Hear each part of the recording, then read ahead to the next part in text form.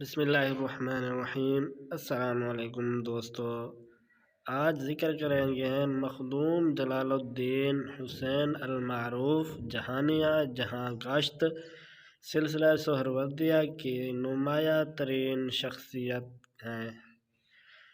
آپ کی ولادت ان کی ولادت بسعادت 14 شعبان المعظم 707 ہجری بمطابق 7 فروری 1308 عیسوی بروز جمعرات شریف میں ہوئی۔ نام نامی ان کے جد امجد کے اسم گرامی پر جلال الدین رکھا گیا، لیکن عام طور پر مخدوم جہانیہ جہاں گشت کے نام سے معروف ہیں۔ علوم ظاہری و باطنی۔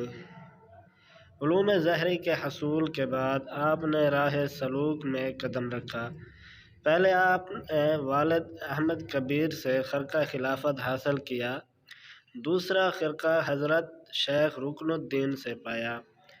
خرقہ حاصل کرنے کا ذکر کیا ہے جن میں شیخ قوام الدین، شیخ قطب الدین منور رحمۃ اللہ، شیخ نصیر الدین چراغ دہلوی، شیخ عبداللہ یافی، شیخ عبداللہ مطری، شیخ ابو اسحاق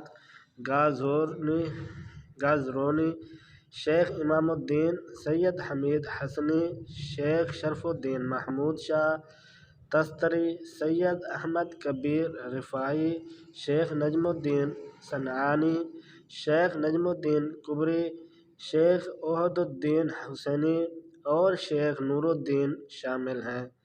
حضرت مخدوم نے سیر و سیاحت بہت فرمائی اور تقریباً تمام ممالک اسلامی میں گھوم پھر کر علماء اعظام اور صوفیہ کرام سے فیوض و برکات حاصل کیے، اس لیے جہاں گشت کے لقب سے مشہور ہوئے۔ انہیں اس تمام سفر میں کم و بیش 10-12 سال لگے ہوں گے، کیونکہ وہ 7 سال مکہ معظمہ اور 2 سال مدینہ منورہ میں رہے۔ جن شہروں اور علاقوں میں آپ کا جانا ثابت ہے ان میں مکہ معظمہ، مدینہ منورہ، یمن، عدن، دمشق، لبنان، مدائن، شوکارہ، بصرہ، کوفہ، شیراز، تبریز، خراسان، بلخ، نیشاپور، سمرقند، غازرون، احساء، قطیف، بحرین، غزنی، ملتان، بکھر، الور، ٹھٹھہ اور دلی وغیرہ شامل ہیں۔ اس دور کے بادشاہ۔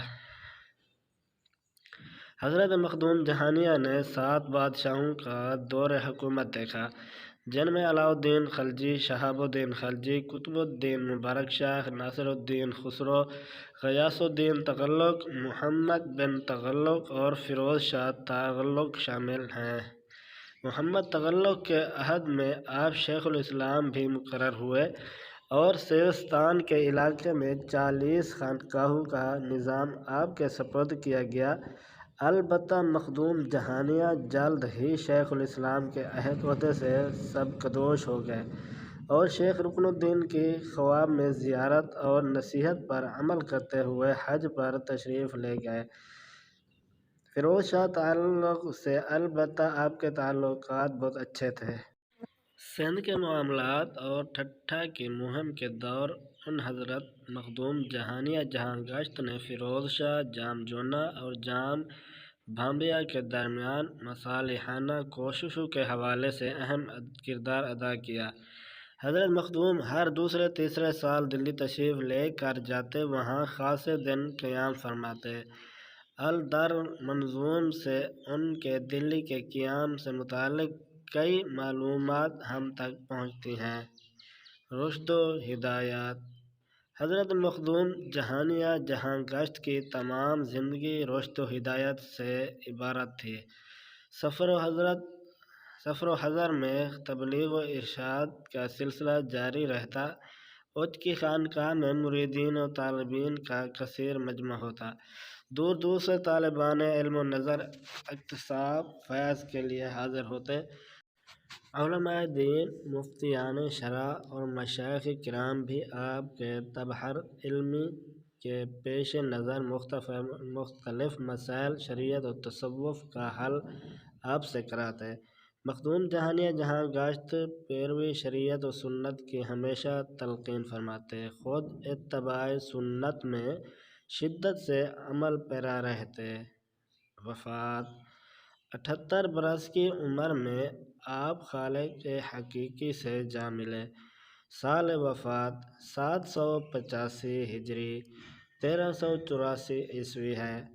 10 ذی الحجہ 3 فروری کے دن عید قربان چہارشنبہ کی نماز دوگانہ ادا کرنے کے بعد طبیعت زیادہ خراب ہو گئی اور غروب آفتاب کے ساتھ رشد و ہدایت، فلاح و خیر اور علم و فضل کا یہ آفتاب ہمیشہ کے لیے غروب ہو گیا اور آپ کا مزار اس شریف میں واقع ہے۔